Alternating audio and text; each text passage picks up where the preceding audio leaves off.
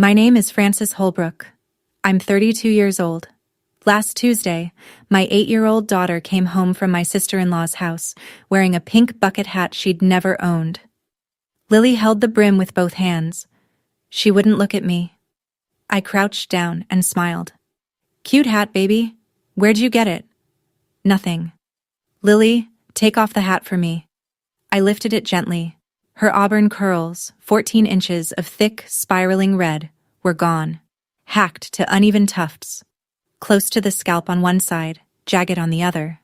Above her right ear, a 2-inch cut, crusted with dried blood.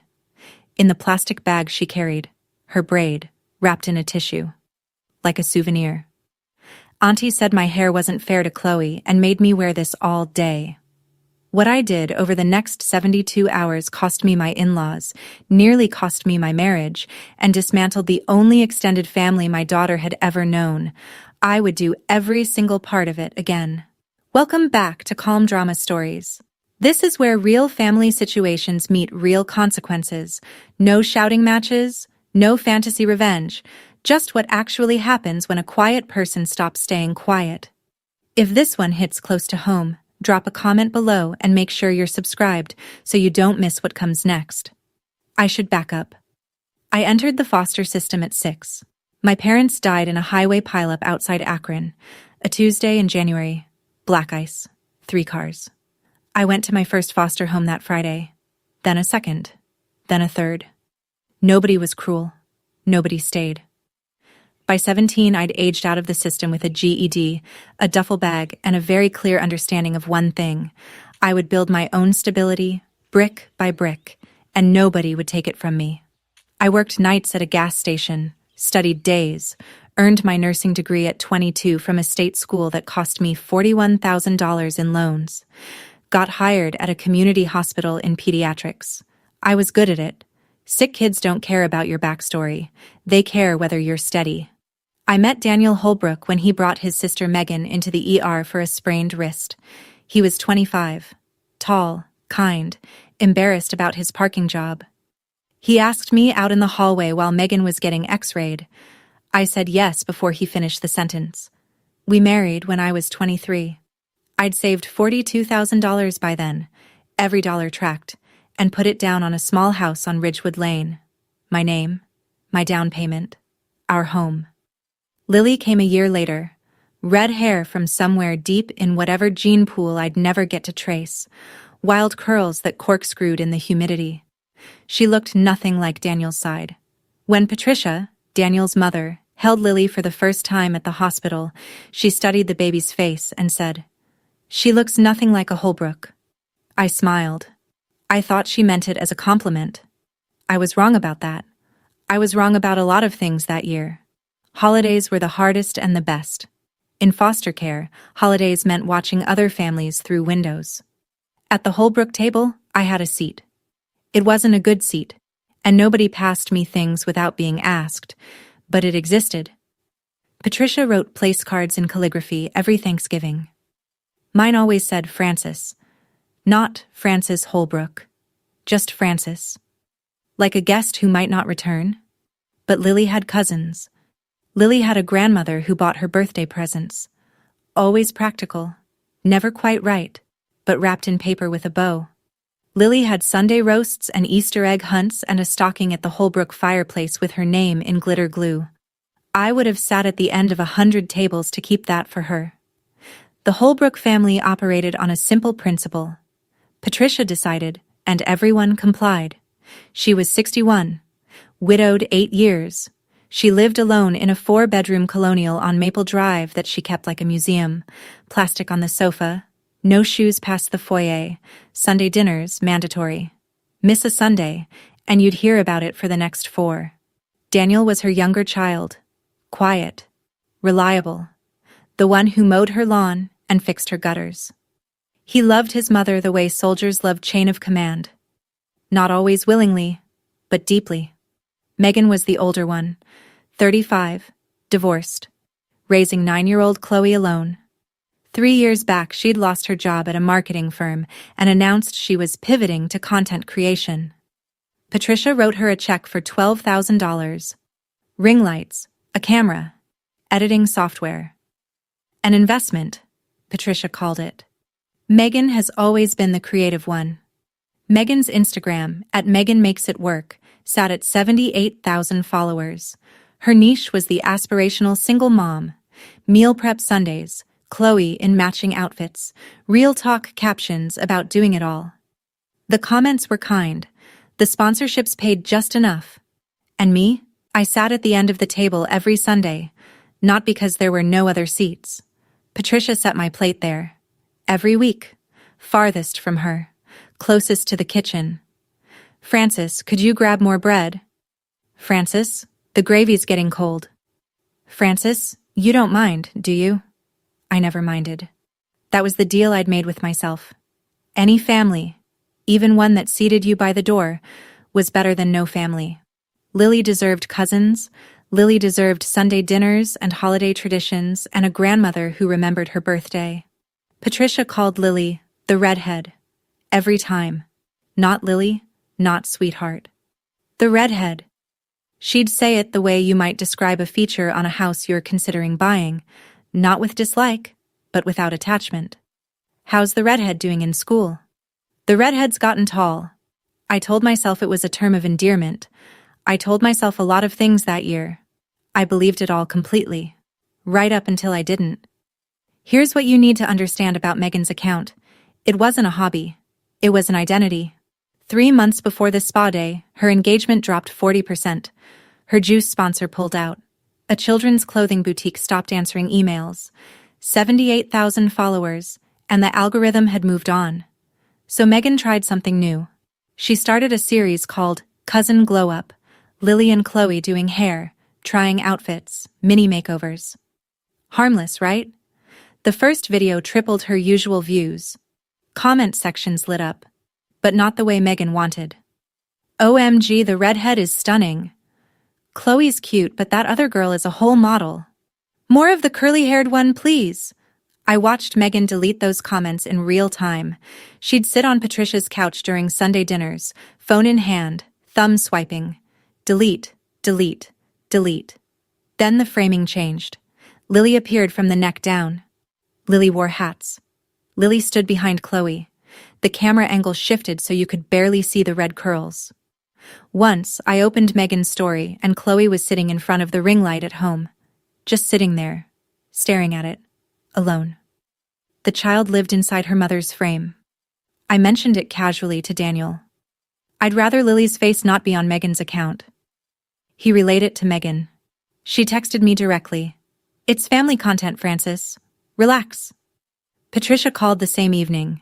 Megan's hurt that you don't support her business. She's doing this for Chloe. Can't you be a team player? I dropped it.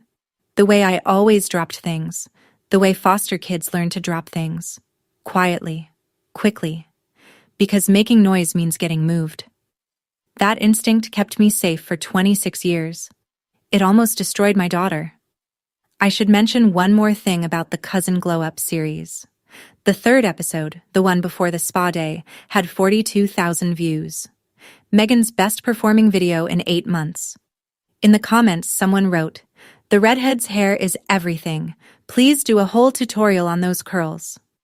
Megan screenshot that comment and sent it to the family group chat with a string of fire emojis. I thought she was proud of Lily. She was counting the views that Lily's hair generated. There's a difference. One is love. The other is inventory. The invitation came on a Thursday. Megan's voice, bright and practiced.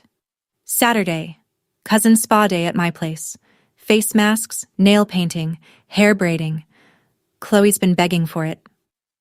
Daniel was leaving Friday morning for a 3-day tech conference in Dallas.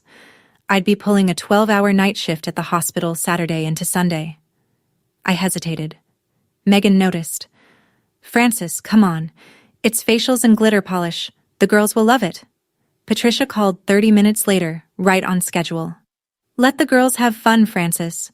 Don't be that mother." Don't be that mother. 4 words that have kept more women quiet than any threat ever could. I said yes. Saturday morning, I drove Lily to Megan's house. 10 a.m. sunny. Chloe was already on the porch waving.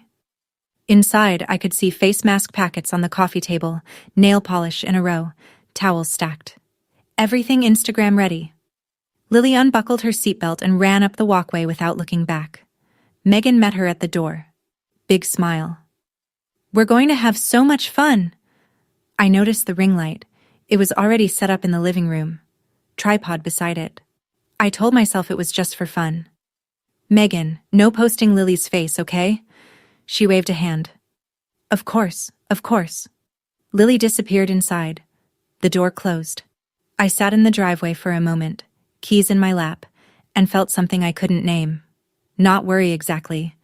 More like the feeling you get when you hand someone a glass object and watch their grip. I drove home. I went to work. Megan would drop Lily off Sunday morning. That was the plan. Sunday, 11 a.m. I'd been off the night shift for 3 hours. Coffee going cold on the counter. Still in scrubs. Megan's SUV pulled into the driveway. I heard the horn. 2 short taps. The way you announce a delivery, not a daughter. The front door opened. Lily walked in carrying a plastic grocery bag. She was wearing clothes I didn't recognize. Chloe's, one size too big. And on her head, a pink bucket hat pulled low to her eyebrows. "Hey baby, how was spa day?" She shrugged. Wouldn't look up. "Where'd you get the hat?" Her fingers curled around the brim. "Lily, honey, take the hat off for me." I lifted it, gently. The way I removed dressings from a child's wound at work, expecting to see something, but still not ready. Her hair was gone, the curls that fell past her shoulder blades. 14 inches. I knew because we'd measured for fun last month, chopped to ragged clumps. One side shaved close to the scalp. The other left in uneven tufts. Like whoever did it lost patience halfway through. Above her right ear, a 2-inch laceration. Dried blood, rust brown, in a thin line down to her earlobe. I opened the plastic bag. Inside, her braid. The full, thick, auburn rope of it. Wrapped in a single tissue like a gift. Auntie said my hair wasn't fair to Chloe and made me wear this all day. She said it the way children report facts. No anger, no understanding. Just the words an adult gave her. Repeated perfectly. Like a message in a bottle she didn't know she was carrying. I checked the wound. Clean edges gone ragged where the scissors had twisted. 2 inches, ear to scalp. Not deep enough to stitch, but deep enough to scar. Deep enough that a dull blade on a child's head meant someone pressed down with purpose and lost control. My coffee sat on the counter. Megan's SUV was already gone. The house was so quiet I could hear the kitchen clock. I set the hat on the table. I set the bag beside it. I went to the bathroom and pulled my nursing kit from under the sink. I didn't call the police. I didn't text Daniel. I washed the blood off my daughter's ear with a sterile pad, and I started taking photographs. Nurse mode has a switch. You flip it and everything else goes dark. The anger, the shaking hands, the urge to scream. What's left is procedure. I took 11 photographs. Close-up of the laceration with a plastic ruler beside it for scale. Wide shots showing the pattern of cuts across her scalp. The braid, laid on a white towel, measured at 14¼ inches. Timestamp on every image, natural light from the bathroom window. I wrote down Lily's account in her words, exactly as she said them, on a lined legal pad. Printed my name, dated it, timed it, 12:47 p.m. Then I sealed the braid in a gallon Ziploc bag and wrote evidence on the front with a black Sharpie. I called Elena Marsh. Dr. Marsh, pediatrician, my colleague for 7 years, the person who'd taught me how to spot abuse fractures in toddlers during my 2nd month on the floor. "Elena, I need you to see Lily tonight. Off the record first. On the record tomorrow." Silence. Then, "I'm on my way." In 7 years, I'd never asked Elena for anything outside protocol. She heard it in my voice. I ran a warm bath for Lily. Read her 3 chapters of her favorite book, the one about the girl who talks to foxes. Her eyes got heavy. She slid down under the blanket. "Mommy, am I in trouble?" "No, baby. You're the only person in this story who did nothing wrong." She was asleep in 4 minutes. I counted. I sat on the bathroom floor, the Ziploc bag on the counter above me, the pink hat on the kitchen table down the hall, 11 photographs on my phone. I didn't cry. Crying was for later. Right now I had a plan, and the plan needed evidence, and the evidence needed a doctor. Elena's headlights swept the driveway at 9:16. Elena examined Lily while she slept, gently, with the penlight, checking the wound without waking her. She looked at me over the bed. Didn't speak. Didn't need to. Stay with her, I said. I'm going to Megan's. Elena caught my arm. Francis, don't do anything stupid. I'm going to ask for the scissors. I drove 22 minutes. The whole way, my phone sat dark on the passenger seat. No call to Daniel. Not yet. Patricia had a head start on the story, and I needed to see Megan's face before anyone coached her. 9:41 p.m. porch light on. I rang the bell. Megan opened the door in pajamas. Surprised, then guarded. Francis? It's late. I need to see the scissors you used on my daughter's hair. She laughed. Short. Practiced. Oh, come on. It was just a trim that got a little out of hand. The girls were playing salon. A trim doesn't draw blood, Megan. Show me the scissors. Her eyes shifted left. You're overreacting. Patricia said you'd be like this. Already. Patricia already knew, which meant Megan had called her mother before she'd even dropped Lily off. I looked past Megan into the living room. Ring light, still standing. Camera on the tripod, and on the shelf beside the TV, a pair of silver fabric scissors with a wooden handle. Even from 8 feet away, I could see red strands caught in the hinge. I raised my phone and took one photograph. Quick. From the doorway. Are you serious right now? Good night, Megan. I walked back to my car. She was still standing in the doorway when I pulled out. Her face in the rearview mirror looked confused. Confusion doesn't last. On the drive home, I replayed the scene. The ring light. The tripod. The scissors on the shelf with red hair still tangled in the hinge. Megan hadn't cleaned them, hadn't hidden them. Either she didn't think she'd done anything worth hiding or she wanted me to see. Neither explanation made me feel better. By the time I got home, Patricia had already texted. Megan told me you showed up at her house like a crazy person. We need to talk. Sunday dinner tomorrow. I didn't reply. Elena was sitting in my living room, filling out a second form by lamplight. Lily was still asleep. The Ziploc bag with the braid sat on the counter next to Elena's pen, and for a long moment I just stood in the doorway watching the two objects side by side, the medical paperwork and the severed hair, and understanding that this was the before and after of my family, laid out on a kitchen counter at 10:30 on a Sunday night. I had 11 photographs, one more of the scissors, a pediatrician in my living room, and 72 hours before Chloe's birthday party. 7 a.m. Monday. Elena met us at the clinic before it opened. She documented everything under fluorescent light. Wound measured at 2.1 inches. No stitches required, but the cut showed a jagged edge consistent with dull scissors applied with downward force near the scalp. Risk of infection from a non-sterile blade. Elena typed her report while Lily sat on the exam table, swinging her legs, eating a granola bar I'd packed. She had no idea what the forms meant. She thought she was getting a checkup. The report concluded. Laceration consistent with scissors applied with force near the auricular area. Patient reports the injury was inflicted by an adult relative during a supervised visit. Elena signed. Printed 2 copies. Looked at me. You know I have to ask. Do you want me to file with CPS? Not yet. Give me 48 hours. Francis, you know the rules. If this were any other nurse's kid on my table. I know the rules, Elena. That's exactly why I need 48 hours. I need to find out whether he knew.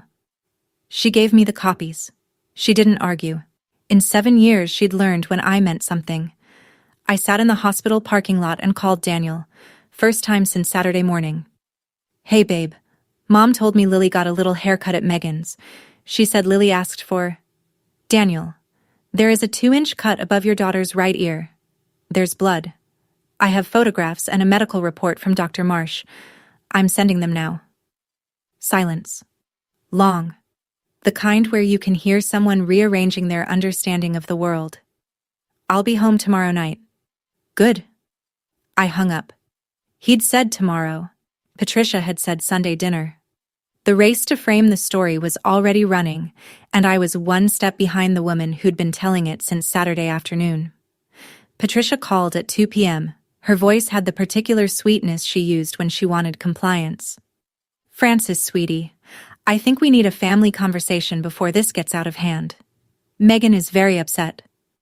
Megan is upset. She says you showed up at her house and threatened her. That's not what Holbrooks do, Frances. Patricia, your daughter cut my child's hair without permission and drew blood. In this state, that's assault on a minor. The sweetness evaporated. Now you listen to me. Lily told Megan she wanted a haircut. Megan went too far. Fine. But you're not going to turn a family matter into a legal one. It was already a legal matter the moment my daughter came home bleeding. Then she said it. It's just hair, Frances. Stop making this a family crisis. Just hair. 3 syllables that erased a 2-inch wound, a Ziploc bag, 11 photographs, and an 8-year-old's trust. We're done talking, Patricia. I hung up. First time I'd ever ended a call with her. 20 minutes later, 4 text messages, different Holbrook numbers. Patricia's sister. Patricia said you're trying to get Megan arrested? She's a single mom. Daniel's uncle. Can't you just talk it out like adults? A cousin I'd met twice. Think about the kids. Patricia's neighbor. Praying for your family during this difficult time. 4 texts in 20 minutes. She hadn't called them one by one. She'd sent a group message. A broadcast. The narrative was already set. Frances, the ungrateful outsider, the girl with no family of her own, was trying to destroy the family that took her in. I screenshotted every text, saved them in a folder labeled Holbrook. Then I picked Lily up from school, made her mac and cheese, and helped her practice her spelling words. Like a regular Monday. Because that's what she needed it to be. Daniel walked in Tuesday night at 7. Bag still in his hand. Eyes red. He didn't say hello. He walked to where I was sitting at the kitchen table and said, "Show me." I opened my phone. Handed it over. He swiped through the photos. Slowly. His jaw tightened on the 3rd one, the close-up with the ruler. By the 6th, he was breathing through his mouth. "Why didn't you call me right away?" "I called you Monday morning. Your mother called you Saturday night." He set the phone down. He understood. Patricia had gotten there first. Softened the story.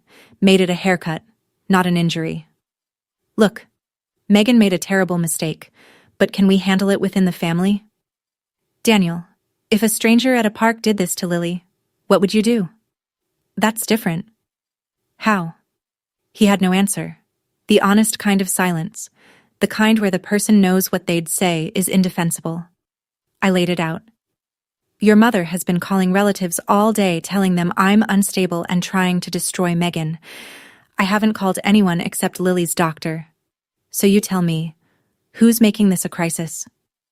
His head went into his hands, elbows on the table, the posture of a man caught between the family that raised him and the family he'd built. He stayed there for a long time. "What do you want me to do?" "I want you to look at those photos again. Then I want you to decide whose daughter matters more, yours or your mother's." He flinched. I meant him to. That night I slept in Lily's room. Her hair was growing back in soft fuzz that caught the nightlight. I lay beside her and opened my laptop. There was something I needed to check. 2 years ago, Megan shared a Google Photos album with the family. Holbrook Memories, she called it. Birthday parties, Thanksgivings, Chloe's soccer games. She'd asked me to add Lily's photos too. For the kids to look back on someday. I'd forgotten about it, but shared access doesn't expire unless someone removes you. I opened the album, scrolled to Saturday's date. 47 new photos. Face masks, nail polish, giggling. Chloe and Lily with cucumber slices on their eyes. Normal, wholesome, content ready. Then photo 38. Lily sitting in a dining chair pushed in front of the ring light. Megan standing behind her, silver scissors in hand, smiling wide, directly at the camera. The tripod was visible in the mirror behind them. Photo 39. The scissors mid-cut. Megan's hand pulling the braid taut, her expression focused. Professional. Like she was filming a tutorial. Photo 40. Lily's face. She wasn't crying. She wasn't smiling. She looked the way children look when an adult is doing something they don't understand, but have been told to hold still for.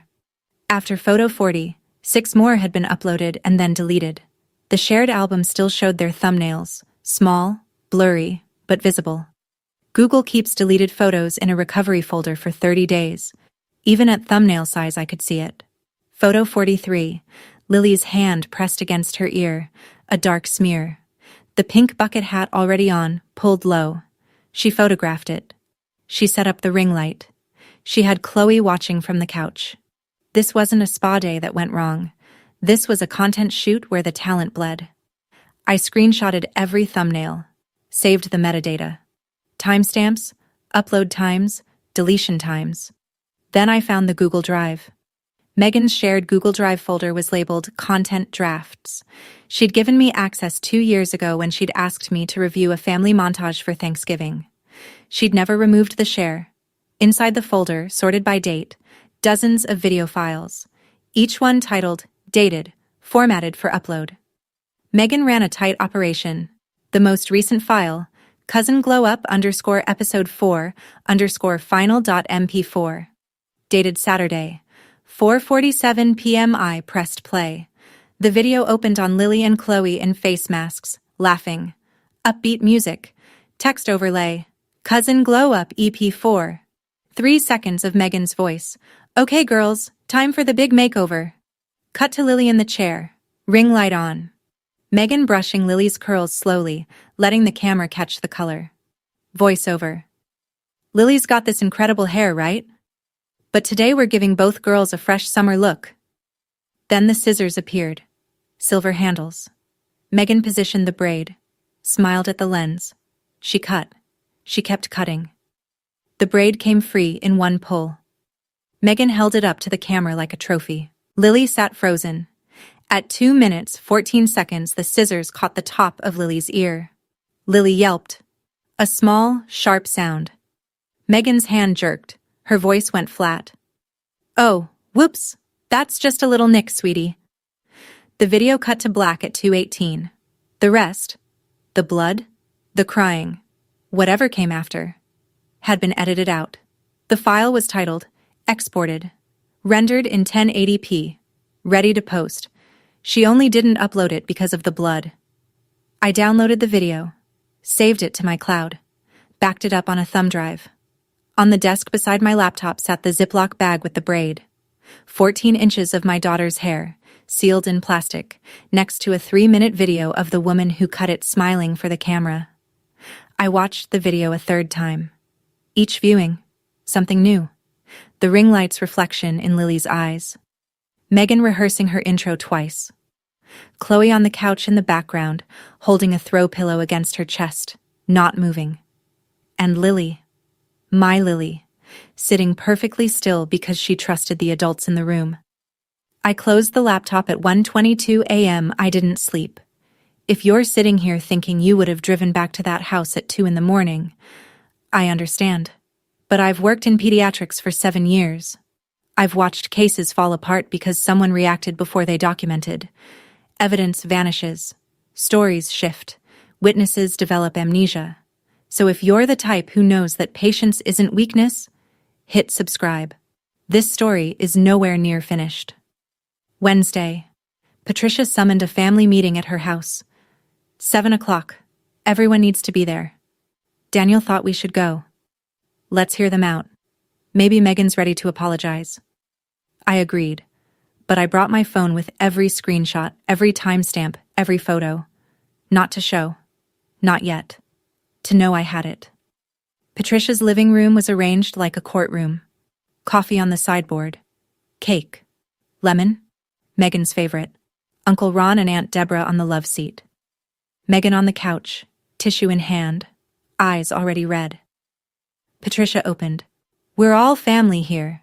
Francis, I know you're upset, but Megan is devastated. She hasn't slept in 3 days. Megan, right on cue. I was just trying to bond with Lily. She said she wanted a new hairstyle, and I went too far. I'm so sorry. She cried. Delicate tears, the kind that don't smudge mascara. Uncle Ron leaned forward. See? She apologized. Let's move past it. Megan, I said quietly. Did Lily ask you to set up a ring light and film it? The room shifted. Megan's tears stopped. Did Lily ask you to title the video Cousin Glow Up Episode 4 and export it for Instagram? How did you... You shared your Google Drive with me 2 years ago. The video is still there. Dated Saturday, 4:47 p.m. Uncle Ron looked at Megan. Aunt Deborah looked at Patricia. Patricia looked at me with something new behind her eyes. Calculation. That doesn't matter, Patricia said. What matters is that an 8-year-old has a laceration on her scalp, and the woman who caused it filmed the entire thing for her social media account. I pulled the pink bucket hat from my bag and set it on the coffee table. She sent my daughter home in this, to hide what she did. Nobody touched it. It sat between the coffee cups like something radioactive. Aunt Deborah set her mug down and moved it away from the hat without thinking. Like proximity itself was dangerous. Uncle Ron cleared his throat. Now, Francis, I'm sure Megan didn't mean... Ron, I said, have you seen the video? He blinked. What video? I looked around the room. Patricia's face was locked. Megan was staring at the carpet. Nobody else had been told about the video. Patricia had controlled the information carefully. The version they'd all received was, Francis is overreacting to a haircut. Ask Megan, I said. Ask her about the video she filmed while she was cutting my daughter's hair. The room turned to Megan. She said nothing. Her tissue was shredded in her lap. Then Patricia said the thing that ended any chance of this staying in the family. Patricia stood up. The calculation had finished. What came out was not grief, not shame. It was a decision. Francis, if you take this outside this family, I will call my lawyer. Daniel has equal custody rights, and I will make sure a judge hears about the kind of mother who turns a haircut into a federal investigation. I will petition for supervised visitation so fast your head will spin. She was threatening to take Lily, not because she believed I was a bad mother, because I was threatening the $12,000 investment sitting on her couch crying into a tissue. The room was frozen. Aunt Deborah's coffee cup halfway to her mouth, Uncle Ron staring at the carpet. Megan whispered, Mom, don't. No, Megan, she needs to hear this. Patricia took a step toward me. We gave her a family. We gave her a name. She was nothing before us. Nothing before us. The words hung in Patricia's living room like smoke. I let them hang. Thank you for being so clear, Patricia. I picked up the pink hat from the coffee table, walked to the front door. Daniel was already behind me. Francis, wait. Let me talk to her. Daniel, your mother just threatened to take my daughter to protect your sister's Instagram account. I looked at him. There is nothing left to talk about. He followed me to the car, didn't say a word the whole drive. At home, Lily was asleep. The babysitter said she'd eaten 2 bowls of soup and drawn a picture of a cat with very long hair. I paid the sitter, locked the door. Then I called Elena Marsh. File the report, tonight. A breath on the other end, then, I'll have it submitted by morning. Patricia wanted this to stay in the family. She made it impossible. Thursday morning, Elena filed the mandatory reporter form with Child Protective Services. Attached, medical report, 11 photographs, written statement from Lily transcribed by me. At 10 a.m., I sat in the office of Sarah Whitfield, 52 years old, family law, referred by the hospital's legal department. Her desk had no personal photos, just files and a coffee mug that said due process. I laid everything out. Photos, medical report, Google Drive video with timestamps, screenshots of deleted thumbnails showing blood, Megan's public Instagram account linked to commercial partnerships. Sarah watched the video twice. The second time she paused at 2:14, the moment the scissors caught Lily's ear and Megan said, Oh, whoops. The laceration alone is borderline for criminal referral, Sarah said. But filming a minor without parental consent for commercial content on a monetized platform, that opens a separate door. How wide? Wide enough for an emergency protective order restricting Megan's unsupervised contact with your daughter. The CPS report gives it weight. File it. Francis, once this is in the system, there's no pulling it back. I know. She nodded, started typing. That evening, I found Daniel on the back porch. He'd been quiet all day, the kind of quiet that means someone is having a conversation with themselves. I need you to decide, not tomorrow. By Saturday. Why Saturday?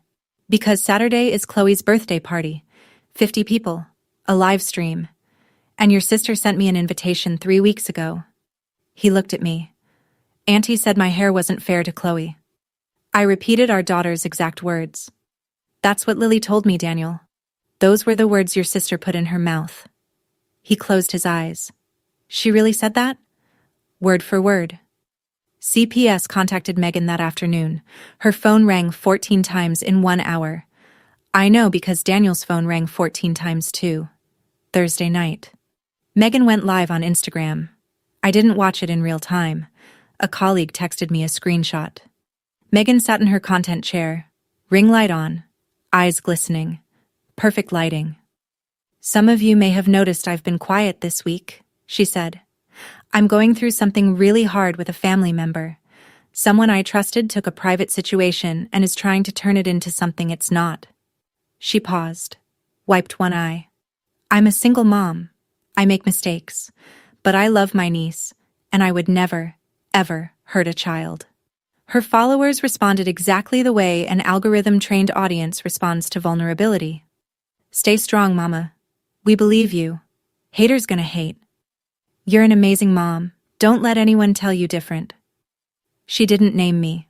She didn't have to. In a town of 11,000 people, everyone knew. I got 4 DMs from mutual acquaintances by Friday morning. Megan says you're trying to get her arrested for a haircut? One from a school mom. I've seen you at pickup. You don't seem like the type. But honestly, Francis, this seems extreme. Another from a woman I'd met once at Patricia's Christmas party. You know Megan's barely getting by, right? She depends on that account. I replied to none of them. Not one. Everyone had an opinion. Nobody had asked to see the photos.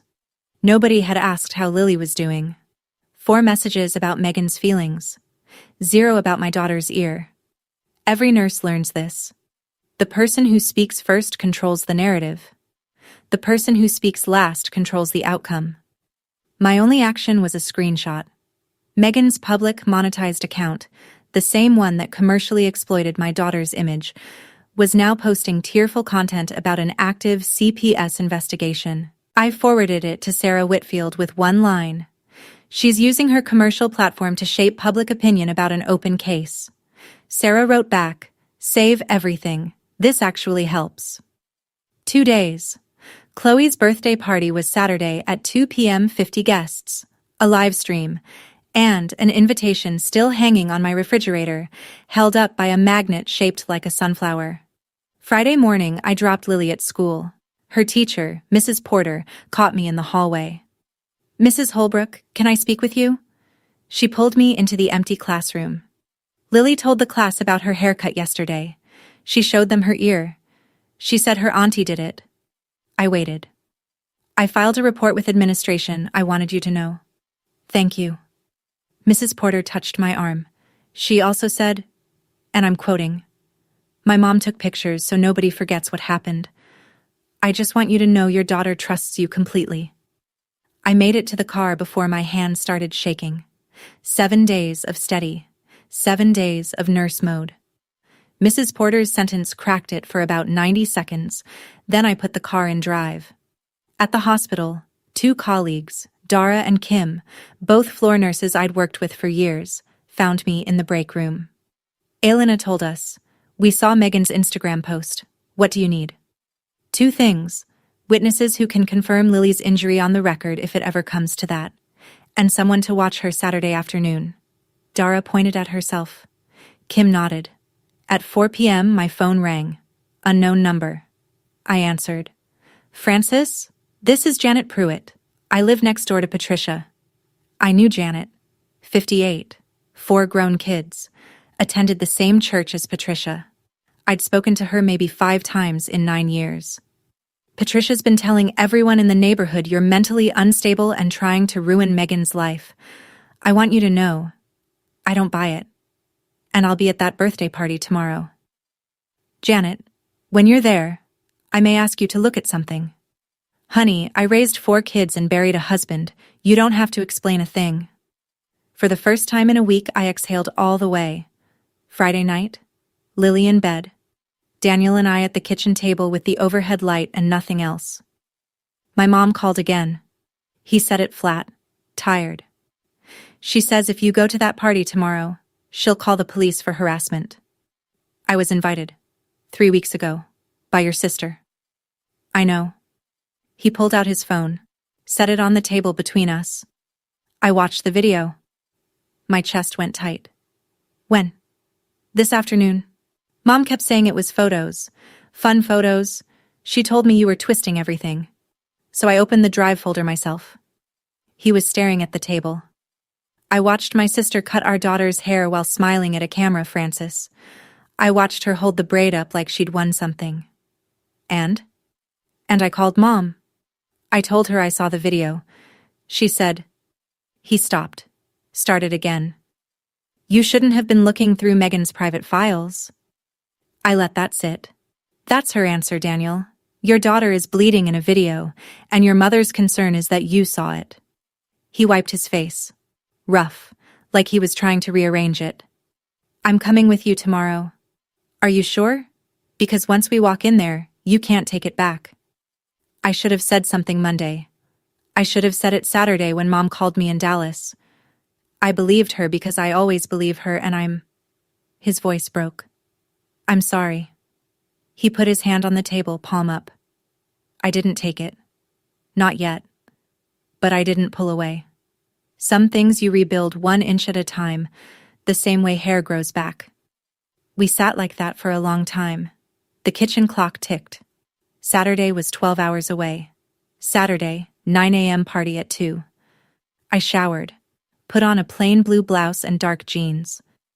No jewelry. No makeup beyond what I'd wear to the grocery store. I wasn't putting on a show. I was delivering a file. From the printer, 3 copies of Elena's medical report. 3 sets of key screenshots. The Google Drive video file with its title and timestamp. The deleted photo thumbnails. The Instagram story where Megan positioned herself as the victim. Each set in a clear plastic sleeve, all 3 inside a manila folder. On top, the CPS case number, redacted, printed on hospital letterhead. Not to threaten, to confirm this was already in the system, and no amount of Sunday dinner diplomacy would undo it. Lily was going to Dara's house. I packed her a bag, books, swimsuit, her stuffed rabbit. She stood in the doorway while I zipped it. Is Auntie Megan going to be mad at me? I knelt, looked her in the eye. Nobody gets to be mad at you for having your own hair. Nobody. Ever. She nodded. Serious. Then, can Dara make waffles? I already asked her. She said yes. Dara picked Lily up at 11.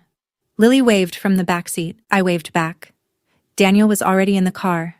Engine running. I got in, put the manila folder on my lap. It weighed almost nothing. 1 folder, 12 printed pages. A story told in timestamps, measurements, and medical terminology.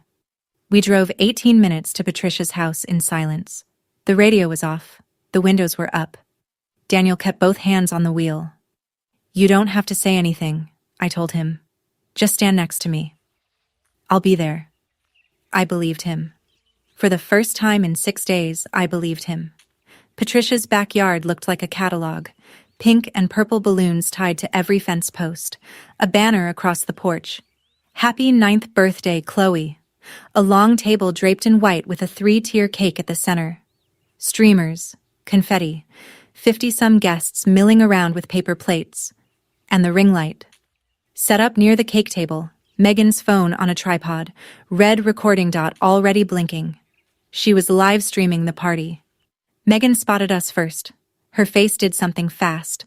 Surprise, then anger, then the smile that paid her rent. Francis. Daniel. So glad you could come. Camera voice. She tilted slightly toward the tripod. Performance. Patricia materialized at the gate. I'm surprised you had the nerve to show up. Mom. Daniel's voice was steady. We're here for Chloe's birthday. Patricia ignored him. Eyes on me. Where's Lily? With a friend. You didn't bring your own daughter to her cousin's birthday party? What kind of... The kind whose daughter still has a wound above her ear, Patricia. She went red. Turned her back. Walked to the cake table. Daniel and I found 2 chairs near the fence. I held the manila folder under my arm, flat against my side. Janet Pruitt was across the yard in a floral blouse. Our eyes met. She nodded once. Small. The way women communicate when they've agreed on something without speaking. Megan was circulating, phone in hand, greeting guests, angling for the camera. Look at this turnout. Chloe, wave to the stream. On the gift table, Megan picked up silver scissors to cut the ribbon off a wrapped box. I recognized them immediately. Same wooden handle, same silver blades, the scissors that had cut my daughter's hair and left blood on her ear. She was using them to open birthday presents. I scanned the yard. Kids chasing each other around the swing set, dads in polo shirts near the grill, moms with wine in plastic cups, Chloe in a purple dress with a tiara, running between groups, collecting compliments. A normal party? A normal Saturday? Except nothing about it was normal. Somewhere in this yard, at least 4 people knew what had happened to Lily.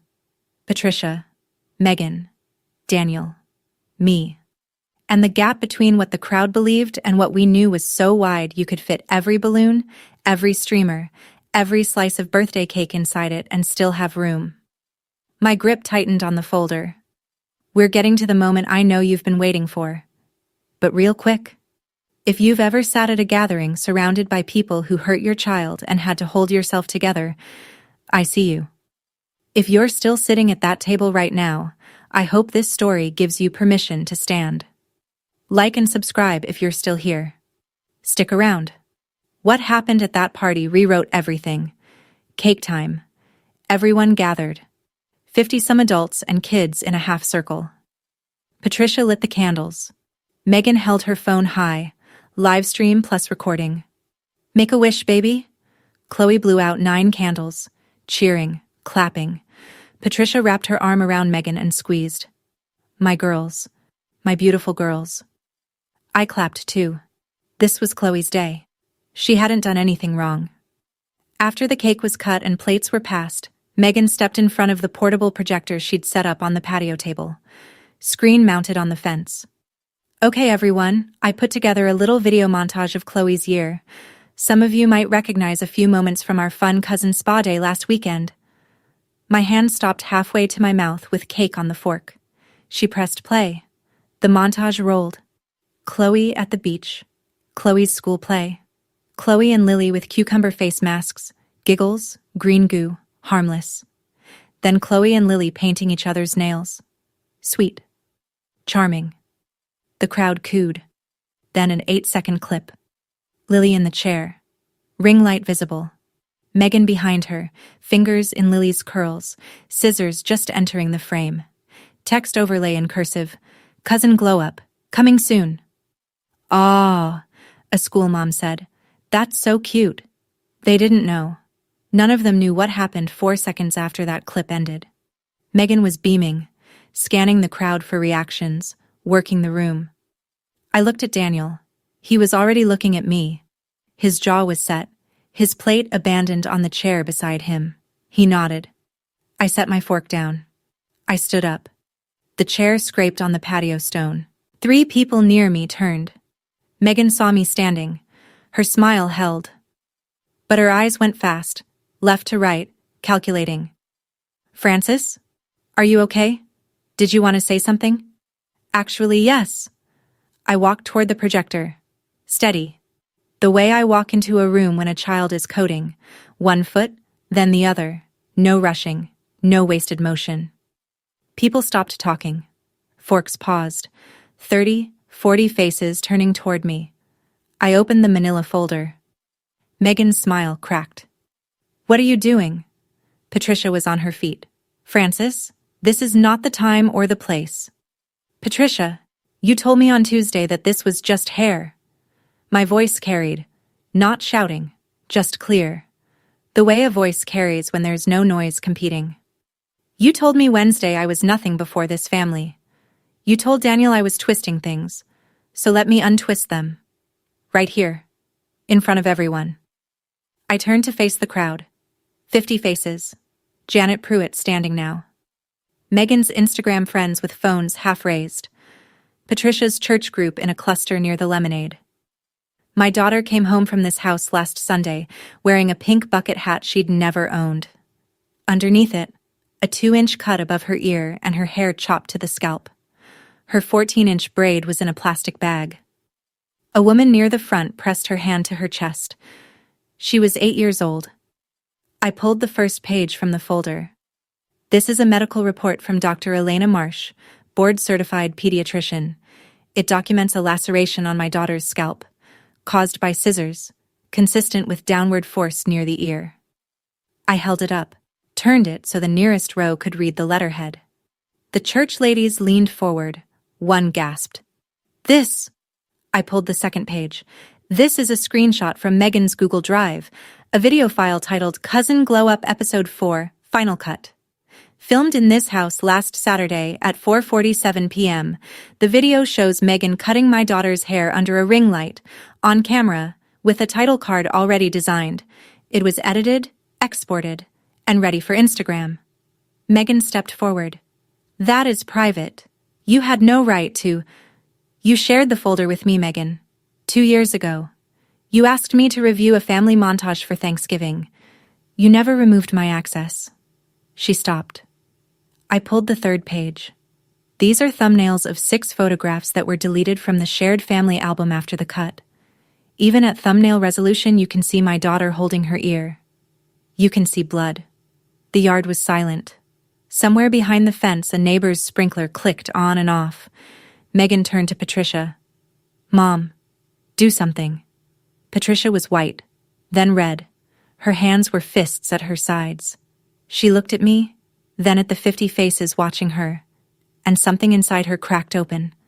The thing she'd been holding back all week. "You were nothing before this family." She was screaming. Actually screaming. In front of her church group, her neighbors, her granddaughter's school friends' parents. "We took you in. We gave you everything. And this is how you repay us?" I didn't flinch. I didn't raise my voice. I didn't step back. Janet Pruitt stood up from her chair. Her voice was steady and carried across the yard. "Patricia, I've seen the photos. That child was bleeding." 3 more women stood. A school mom. Let her talk. A church member. "Patricia, sit down." A neighbor I didn't know. "Show us." The photos began to circulate. I handed the close-up of Lily's ear to Janet. She held it at arm's length, the way you hold something that physically hurts to look at, and passed it down the row. I could track its path through the crowd by the reactions. The sharp inhale, the head shake, the hand to the mouth. A man near the back, I think he was Chloe's soccer coach, said, "This happened to the little red-headed girl? Last weekend?" "Last Saturday," I said. "In this house. On camera." Megan's phone on the tripod was still recording.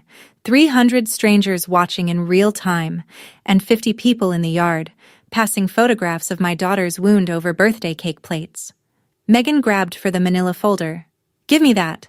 You can't show people my—" Daniel stepped between them. "Close. Megan, stop. Danny, she's ruining Chloe's birthday. She's ruining my life. You cut our daughter's hair to the scalp. While filming it. For Instagram." His voice was low, controlled. "You ruined this yourself." Megan backed into a chair and collapsed onto it. The crying started. Loud, gulping sobs. "I'm a single mom. I'm just trying to survive. Nobody understands how hard it is. I lost my sponsors. I lost my income. I was trying to make something work. For half a breath I saw it. The real Megan underneath the ring light. Exhausted. Desperate. Broke. A woman whose entire financial identity depended on how many strangers double-tapped her content. Then she looked up at me through wet eyes and said, "If you had just let me use Lily in the videos, none of this would have happened." Any sympathy vanished. She wasn't sorry for cutting my daughter. She was sorry I hadn't cooperated. Patricia was still on her feet, voice ragged. "This is family business. Everyone needs to leave." Nobody moved.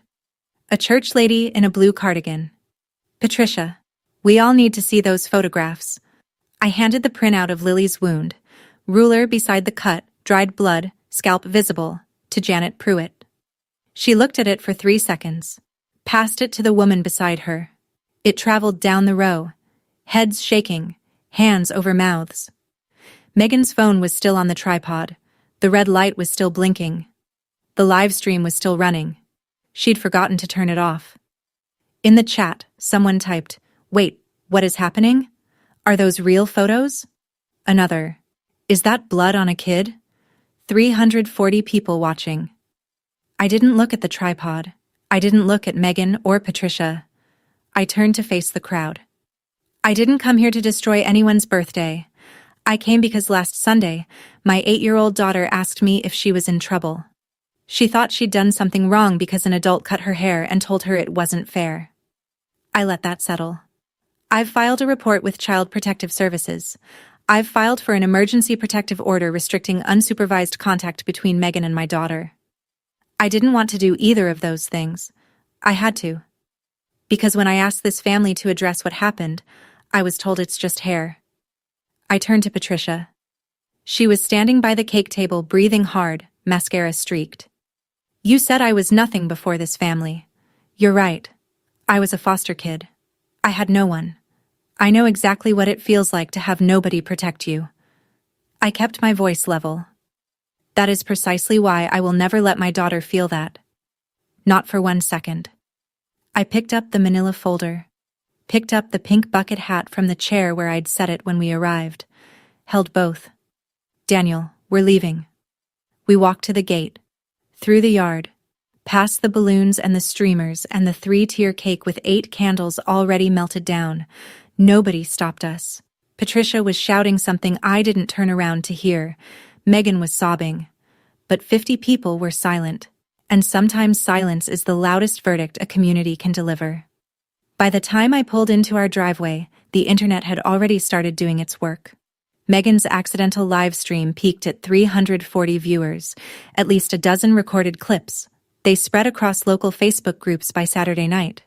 Not because I shared them, not because Daniel shared them, but because 50 people at a birthday party watched a woman scream, "You were nothing," at the person holding medical evidence of a child's injury.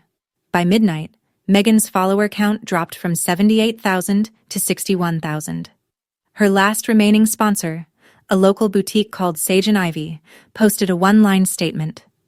"We are no longer affiliated with it. Megan makes it work."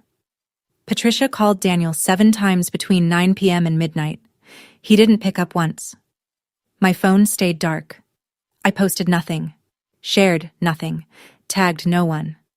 I picked Lily up from Dara's house at 8. She'd eaten waffles and watched a movie about a dog who rides a surfboard. She was smiling. I put her to bed that night in her own pajamas, in her own room, in the house I'd bought with my own savings. Her hair was coming in soft, a half-inch of copper fuzz that caught the nightlight. Some things grow back, some don't. 2 weeks later, here's what the numbers looked like. CPS closed their initial investigation with a formal warning on Megan's record. No criminal charges, but the file exists. If another incident occurs, with any child, not just Lily, it escalates automatically. The emergency protective order was granted by a family court judge on the following Tuesday. Megan is prohibited from unsupervised contact with Lily. Drop-offs, pickups, visits, a third adult must be present. Megan agreed without contesting. Sarah Whitfield said that was smart. I said it was the first smart decision Megan had made all month. Patricia went quiet. No Sunday dinner invitations, no group texts, No calls. 3 women from her church group told Daniel they needed space from Patricia for a while. One of them, the woman in the blue cardigan, sent me a card. No message inside. Just her phone number and the words, "If you need anything." Megan's Instagram went private the following Monday. The Cousin Glow Up series was deleted entirely. Her follower count settled at 54,000 and kept dropping. She has not posted in 14 days. Daniel moved into the guest room for 1 week at my request, then moved back. We started couples therapy, not because he's forgiven, but because he wants to learn how to stop defaulting to his mother's version of events. Our therapist is a woman named Dr. Reed who asks questions nobody in the Holbrook family has ever been asked, like, whose feelings are you managing right now, and why? I filed a formal request with Lily's school. Only Daniel and I may pick her up. No other family member without written authorization signed by both parents. Chloe started school counseling after her teacher noticed she performs for every camera she sees. Classroom tablets, assembly recordings, even security monitors. The counselor called Megan in for a conference. Megan was required to attend a parenting awareness class as part of the CPS recommendation. I didn't get an apology from Megan. I didn't get one from Patricia. And for the first time in 9 years, I didn't need one. Lily's hair is 3 inches long now. It's coming back curly. She wears it with a blue headband she picked out herself at the drugstore. She stood in the accessories aisle for 11 minutes, choosing. 11 minutes of a child exercising authority over her own appearance. I timed it and smiled and didn't rush her once. Last Tuesday she asked me, "Mommy, when my hair gets long again, can I decide who touches it?" "Always," I said. "It was always yours." I spent 26 years believing that any family was better than no family. I married into one. I sat at the end of the table for 9 years. I smiled through the redhead comment and every plate Patricia set farthest from her own. Because I thought that was the cost of belonging. It's not. Belonging doesn't ask you to hide your daughter's blood under a pink hat. And if it does, it was never belonging. It was just proximity to people who needed an audience more than they needed a family. That's my story. 1 pink bucket hat, 1 manila folder, and a mother who finally stopped sitting at the end of the table. If this reminded you that protecting your child is never an overreaction, share it with someone who needs to hear that. Drop a comment, hit subscribe, and I'll see you in the next one.